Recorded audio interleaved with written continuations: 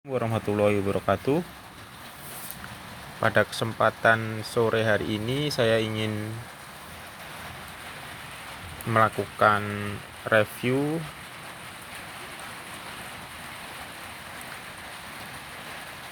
pada sebuah tutorial atau dokumen dengan judul konfigurasi router RIP Mikrotik oleh Kurusetra Komputer kursus Linux online.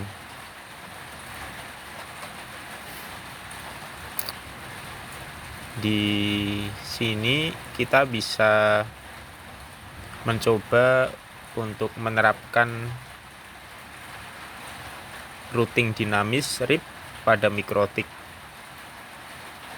Topologi yang digunakan pada tulisan dokumen ini sebagai berikut. Ada 3 buah Mikrotik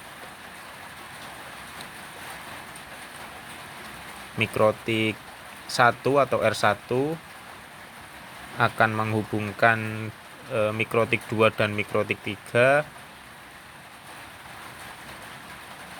menuju ke internet. Masing-masing Mikrotik 2 dan Mikrotik 3 memiliki jaringan lokal.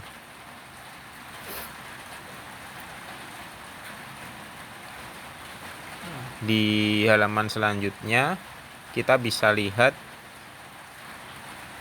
konfigurasi yang digunakan pada masing-masing router. Pada Mikrotik 1 atau R1 terdapat 2 buah interface untuk menghubungkan ke R2 dan ke R3. Alamat IP yang digunakan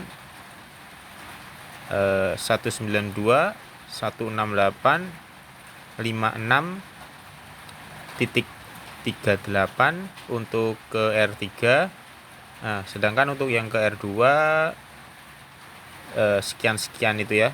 Nah, kemudian untuk Mikrotik R2 konfigurasinya terdapat 2 buah interface. Satu mengarah ke router 1 atau ke R1, satu lagi untuk ke jaringan lokalnya dengan IP sekian-sekian ini.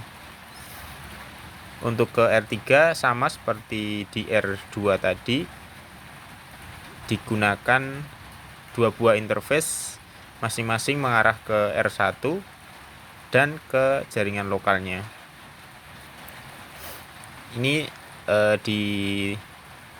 ditampilkan contoh pemasangan di sisi end usernya atau di Windows.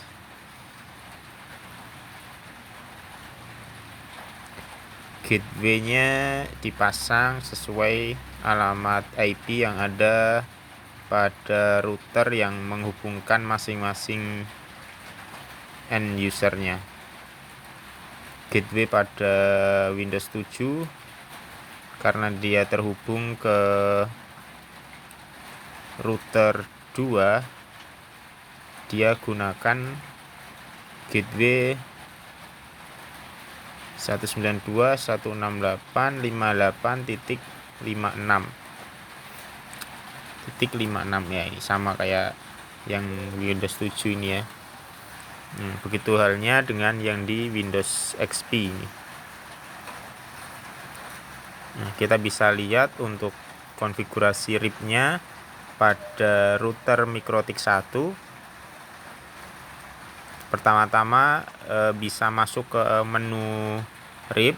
Itu kita bisa buka dari panel samping kiri routing ini ya. Routing, kemudian nanti pilih yang RIP. Nah, kita klik tombol plus, kemudian kita setting seperti ini. Interface, kemudian receive dan send-nya ke versi 2. Nah, kita OK. Kemudian di RIP setting ini nanti ada di menu RIP juga, dia tapi di sebelah dialog box yang RIP yang utama ini.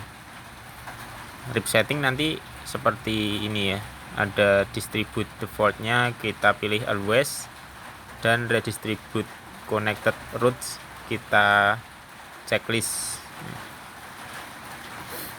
Nah, selanjutnya kita lihat di R2. R1 masih harus kita setting lagi ya. R1 masih kita lihat, nah, di network dia tidak perlu diisi. Kemudian di netbar di R1 kita isikan alamat IP yang ada pada R2 dan R3. Di sini ada 2 buah IP yang kita masukkan. Nah, selanjutnya di router R2 seperti router R1 tadi, kita masuk ke menu RIP, kemudian kita samakan konfigurasi interface RIP-nya. Interface-nya all, kemudian receive dan send-nya kita isikan versi 2. Di bagian network, nah di sini kita perlu isikan isinya network ID dari jaringan lokal yang ada di bawah router Mikrotik R2.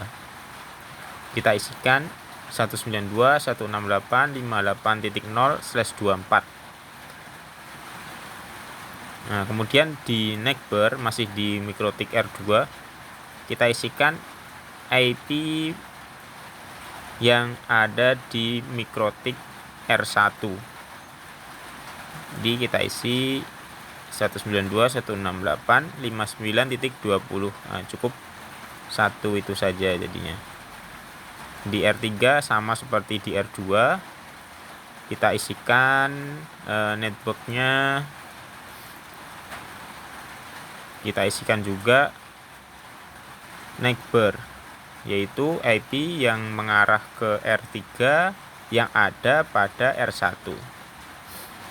Nah, kita lihat nanti bisa dari routes ini ya.